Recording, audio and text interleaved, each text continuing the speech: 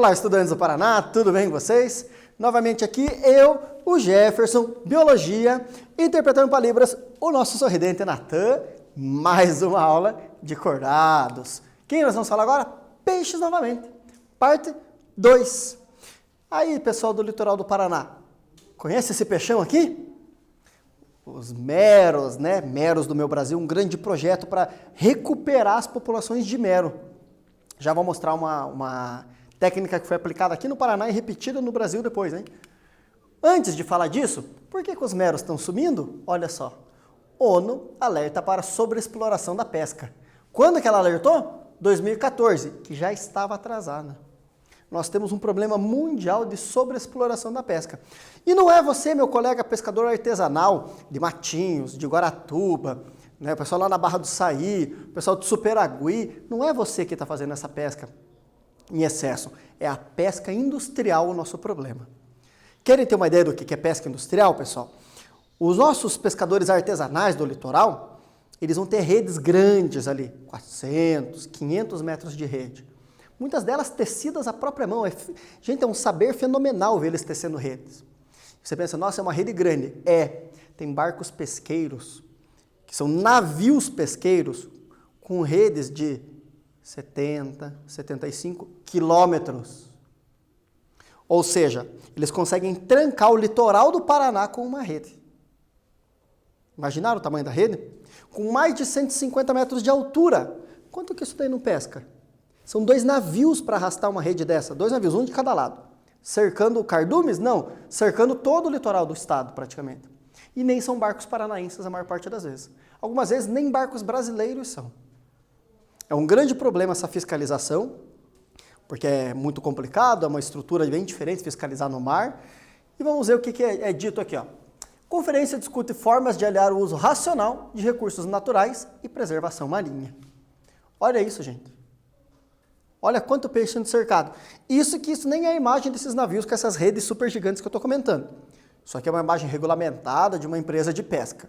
Inclusive a mesa que estava na reportagem. Quantas toneladas de peixe tem aqui? Então você que no litoral aí já chegou na época da tainha, deu muita tainha. Nossa, pesquei 1000 quilos de tainha. Aqui, gente, tem com certeza mais do que 20 toneladas de peixe numa única cercada. Isso é sobreexploração da pesca. Isso, tem muita coisa aqui no meio que não está no tamanho ideal, porque na pesca trabalha-se com tamanho mínimo e tamanho máximo, porque se só pescar os grandes, você está fazendo uma seleção natural permitindo a sobrevivência só dos pequenos, e aí eles vão reproduzir, você vai atender as populações a só peixes pequenos. Não dá para selecionar por época, o tamanho da malha da rede também não filtra tanto, porque é tanto peixe junto, que no meio tem outras espécies que nem deveriam estar. Fora as pescas de arrasto, que daí vai capturar golfinho, tartaruga, coisa que não tem nada a ver com a intenção da pesca. Vamos falar sobre várias questões ligadas à pesca hoje. Já um abraço para o professor Paulo de Tarso, lá da Federal Paraná, com muitos trabalhos para melhorar a vida do pescador artesanal, e inclusive diminuindo a pesca fantasma, que ela acaba existindo e que atrapalha a vida e a economia dessas comunidades pesqueiras. Vamos lá! Principais objetivos de hoje: nadar na ictiologia feliz. Ictiologia, estudo do peixe. Conhecer a ecologia, a história natural e as particularidades. Anotar as informações no caderno, confirmar presença no aplicativo. O que é aquilo ali explodindo? Aquilo era uma balsa antiga que foi explodida para virar berçário para peixes no fundo do mar. Essas balsas explodidas na altura entre Guaratuba e Pontal do Paraná, já foram 7 que foram afundadas de propósito, muito bem limpas, tudo preparadas para poderem serem afundadas sem poluir com óleo ou qualquer outra coisa, e para servir como recifes artificiais para essa vida marinha poder se abrigar ali. Por que não tem que fazer isso? Porque o assoalho foi muito destruído da pesca de arrasto. A pesca de arrasto, para quem não conhece, é uma rede com uma boca muito grande, com formato de saco, e a base da rede são cabos de aço com placa de chumbo. Então a rede, quando é colocada no mar, ela vai até o fundo e o barco arrasta essa rede. Então a boca abre, aquela parte de baixo vem limpando o fundo do mar, revirando o fundo do mar e destruindo a geografia, o relevo do assoalho marítimo. E aí, para poder recuperar isso, por quê? Porque esse relevo marítimo é o que possibilita a reprodução de muitos peixes, que teve esse projeto de afundar balsas. Isso já foi repetido em vários locais do Brasil, porque é muito eficiente. Dá um destino bom para essas embarcações que não são mais úteis comercialmente e possibilita para esses animais. É bem interessante ter uma lista de naufrágios do Paraná, o pessoal mergulha, tira fotos, compartilha com as universidades os animais encontrados para ver como é que estão as populações, se isso está melhorando, e é um projeto que funciona muito bem. Vale a pena conhecer. Conta a aula passada, de quem nós estávamos falando? Do nosso amigo tubarão-lixa.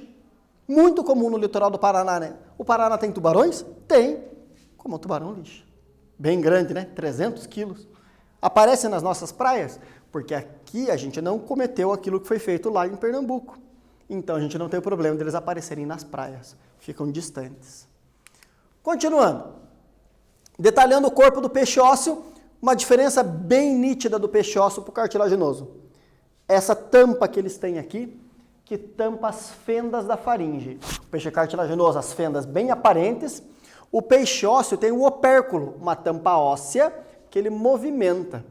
Quando ele vai respirar, a água entra pela boca, ele fecha a boca, abre o opérculo e a água sai por aqui.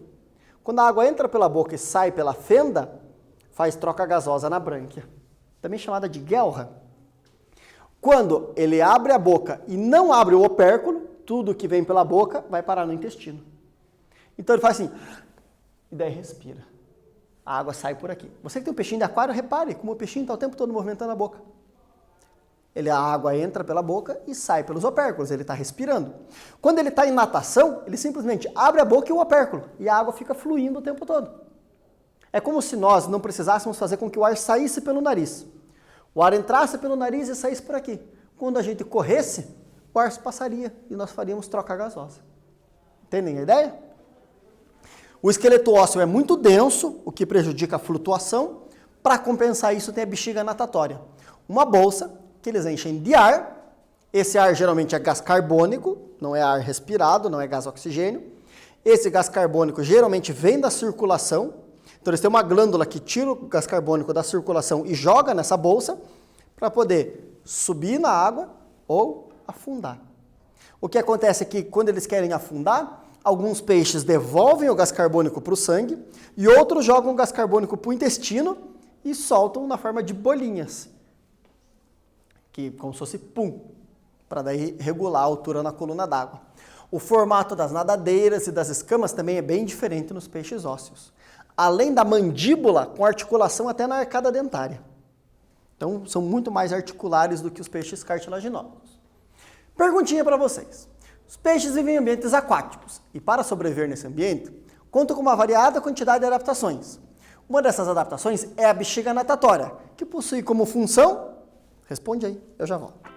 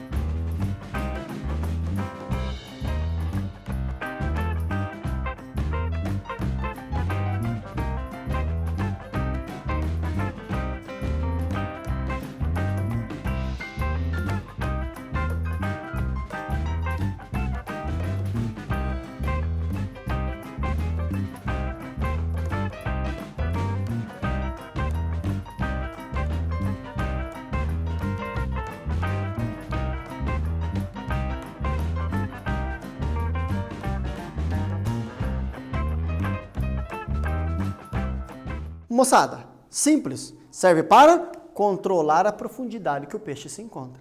Lembra que nos cartilaginosos não tinha isso? Para controlar a profundidade, eles tinham que mexer a cauda. Então eles moviam a cauda, o que faz impulsionar o corpo para cima, e um fígado que ajuda a flutuação. Aqui não, aqui ele regula sem precisar se movimentar. Enche de ar ou esvazia. Continuando. Olha só que interessante, dá para ver muito bem uma linha aqui na lateral do corpo do peixe. Primeiro, que os peixes cartilaginosos, eles são como nós, eles são achatados ventral dorsalmente, ou dorso ventral. Os peixes ósseos são achatados lateralmente, o que leva eles a ter uma questão de equilíbrio. Porque o peixe cartilaginoso, as nadadeiras peitorais equilibram o corpo dele. O peixe ósseo, ele tem que ter um órgão de equilíbrio. Que órgão é esse? Aquela linha. A velocidade que ele sente a água passar naquela linha, e também a luminosidade, e mais uma combinação de fatores, faz ele perceber o lado em que eles se encontram. Professor, e o linguado, que fica assim no fundo do mar? Gente, o linguado é algo muito incrível. Primeiro que quando ele está crescendo, o olho migra. O olho do linguado se movimenta, troca de lado. Fica os dois olhos de um lado só do corpo. E depois que as linhas laterais dele têm comportamento diferente para ele saber que está deitado e deitado do lado certo. Mas ele ainda é um peixe ósseo e é achatado nesse sentido. Também serve para perceber outros tipos de impulsos e vibrações na água. Sabe aquela história do não bata no aquário? Faça o seguinte, enche uma bexiga, segure ela na sua mão, põe a sua boca e grite na bexiga. Não precisa gritar alto. E você vai perceber como é a vida de um peixe que está dentro de um aquário, com a bexiga natatória cheia de ar e um esperto no vidro batendo. Percebam como o som se comporta nessa bexiga e você vai entender por que estressa um peixe bater no vidro do aquário. Peixes escutam, mas ele não está nem aí se você está chamando ele, vem aqui, peixinho. Aí você bate no aquário e você estressa o peixe. Então, presta atenção, faça esse teste em casa. E agora imagine a vida do coitado do peixe com a gente batendo no aquário, né? Por favor. Vamos lá, meus caros. Olha só que belo pai. O cavalo marinho é o pai que cuida dos filhotes. Ele não engravida. A fecundação é fora do corpo deles e ele armazena os ovos numa bolsa. Mas ele não é fecundado pela fêmea, tá? Então o pai carrega os seus filhotes. E como diria o velho ditado, esperto é o cavalo marinho, que se finge de peixe para não puxar carroça. Ele não se finge, ele é peixe. É um peixe ósseo, achatado lateralmente. Olha a linha lateral dele aqui, ó. Tem escamas e assim vai. Então, desenvolvimento indireto tem uma fase de larva, e no caso do cavalo marinho, ele guarda as larvas. Tem peixe que guarda as larvas na boca, que guarda embaixo de nadadeira. Já tem cuidado parental nos peixes, os pais cuidando dos filhos. Quanto mais a gente for caminhando nos cordados, a gente vai ver que esse cuidado parental fica mais refinado. Olha só o cuidado parental dos seres humanos. Uns adolescentes de 50 anos com a mãe cuidando ainda, né? Continuando. Peixes possuem estruturas localizadas lateralmente, que captam os movimentos que ocorrem na água. Essa importante função, que protege esses animais contra predadores, é desempenhado por qual órgão? Anota e responde.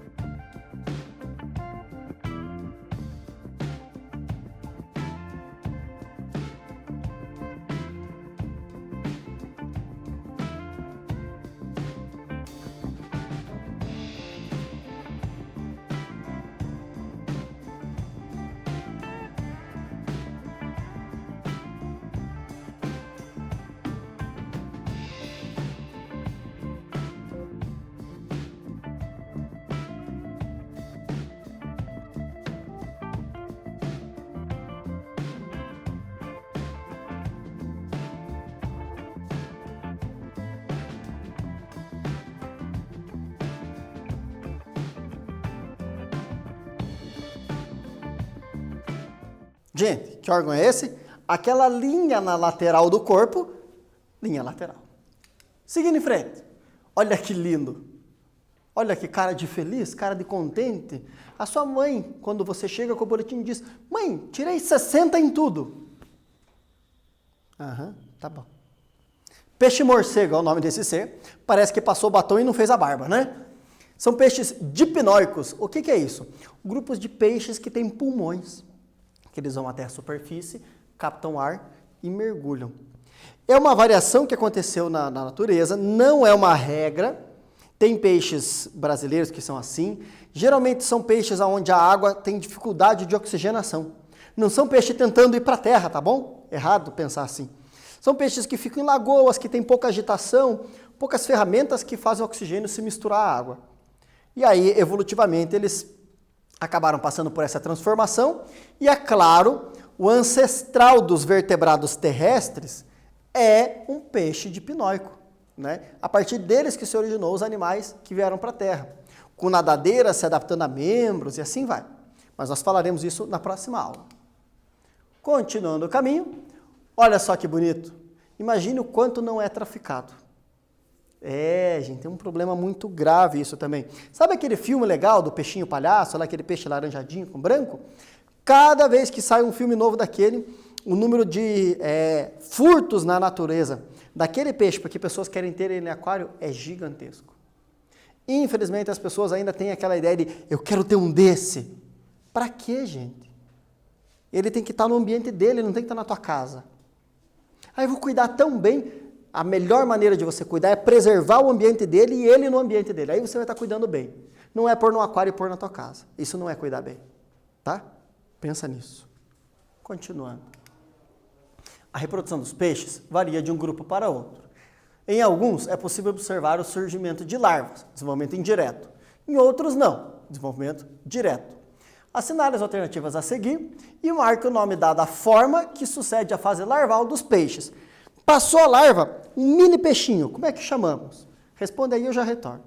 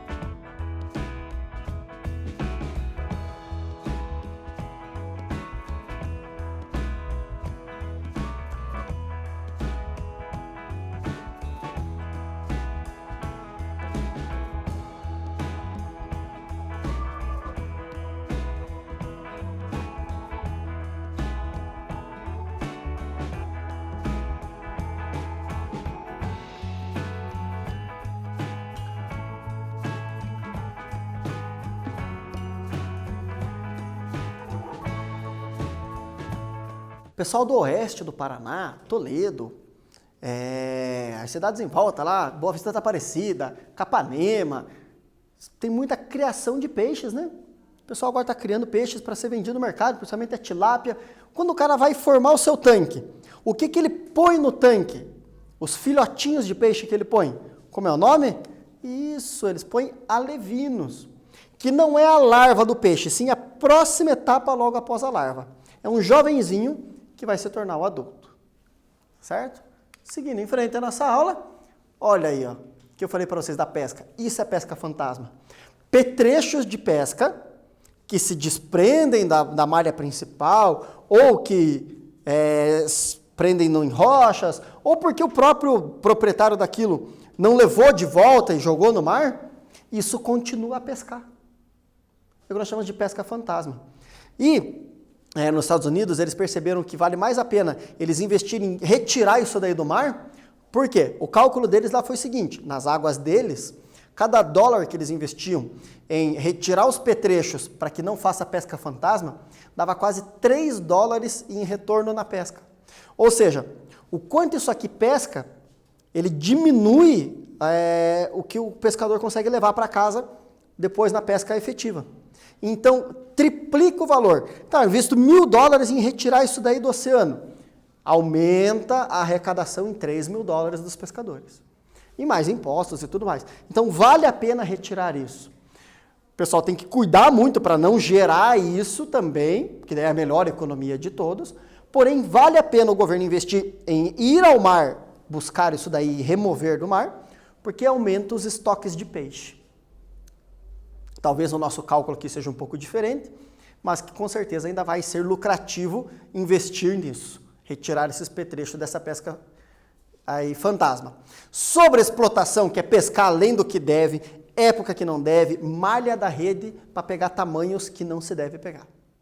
Então tem os períodos de defeso, onde o pescador recebe um seguro para manter a sua renda e ele não pode pescar, mas aí tem toda uma logística para ele dizer que espécie ele pesca, qual é o período e assim vai. Tem os incidentes de pesca, que é quando vem um golfinho, vem uma tartaruga. Esses não são animais comerciais. Ah, sem querer pescou. Não foi sem querer. O cara montou uma rede de arrasto, ele sabe que ele pode capturar. E existem várias tentativas de desenvolver tecnologia para tartarugas escaparem, portas para os golfinhos, para leão marinho, lobo marinho. Todos esses animais têm na nossa costa. Tem baleias na costa do Paraná também. Basta vocês conversarem com o povo pescador no litoral, eles vão contar muita história de encontrar esses animais. Pinguins e tudo mais. E o chamado bycatch, que é isso, é o que não serve comercialmente e que veio na pesca. Tudo isso tem que ser trabalhado, por quê? Para melhorar os estoques, melhora a vida do pescador, principalmente do pescador artesanal, que é quem mais sente quando os estoques baixam, porque ele não consegue viajar 10 dias para pescar em outro lugar, diferente daqueles super navios que eu comentei, e também é quem vai ter um retorno mais rápido quando os estoques se refizerem. Então, vale a pena você que é do litoral pensar nisso, trabalhar em cima disso. Minha rede arrebentou, vou lá e compro outra e também tento tirar aquela rede. Mas ela não tem serventia, professor, está tudo embolada. Tem, a serventia dela vai ser o quê? Não fazer pesca fantasma. Você retira ela. E outra, é nylon. Nylon é plástico. Manda para o destino correto de reciclagem. Você vai ter o prejuízo de uma rede nova? Vai. Mas você não vai ter o prejuízo de ter menos peixe. Você tirou aquele petrecho perdido, você permite que o estoque se recomponha numa velocidade que a pesca vai dar conta. Entenderam? Continuando, meus caros. A pergunta de hoje para vocês. Quem sou eu? Tenho o corpo alongado e prateado, com evidente linha lateral negra, nadadeiras dorsais, a parte anterior da nadadeira anal e o lobo inferior da nadadeira caudal são enegrecidos. Possui uma carne muito apreciada pelo homem. Sou uma espécie valorizadíssima na pesca. Que animal é esse? Diz você. O esqueleto, reservatório de cálcio, que se tornou uma proteção, que se tornou um membro locomotor. E vamos ver no próximo grupo, ainda vira sustentação do corpo. Flutuação na água, bexiga natatória. Todos os problemas associados a uma pesca mal feita. Sabedoria nos outros recursos naturais. E a gente evita muito do que eu trago na aula para vocês. Tome água, se alimente bem, faça atividade em casa, leia, escreva, desenhe, plante, cozinhe, limpe, converse com quem está ao seu lado. Mantenha uma rotina e você terá um isolamento muito saudável. Obrigado por acompanhar essa aula de biologia. Pesquem com sabedoria e até a próxima.